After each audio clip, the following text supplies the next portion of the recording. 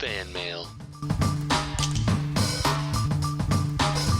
It's all about Iron Man 3. And I had just rewatched this. Mhm. It's a 3.5 out of 4. I would probably land somewhere around like a 2.8, 2.9. 2.8, 2.9. Yeah. This is definitely not in my top tier of things in that nature there. But let's see what the folks online said. Mohammed Safi, he says, I totally agree with this. Iron Man 3, the best installment in the final piece of the puzzle to Tony's character development. Christopher McLean jumped in. Actually, I got bored both times I watched Iron Man 3. Nate Zwadisky, I enjoyed it. Wasn't a fan of the villain, but otherwise great. Mike TV, what a name.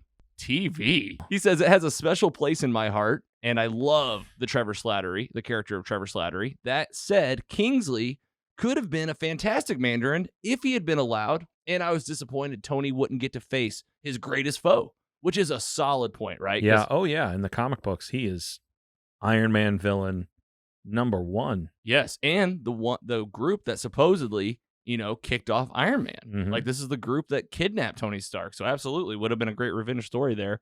Kent Nessa jumped in. I always found Iron Man 3 to be one, if not the worst of the MCU and one of the worst superhero movies. I find it unwatchable.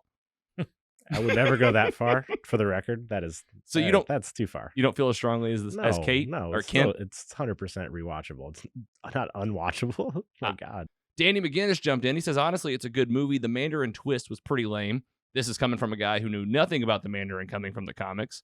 And Guy Pearce felt pretty cookie cutter for a villain, but there's a lot to like about this film. We got some hot takes here. I love these. Thomas Eddy jumps in. It's a 0.5 out of 10.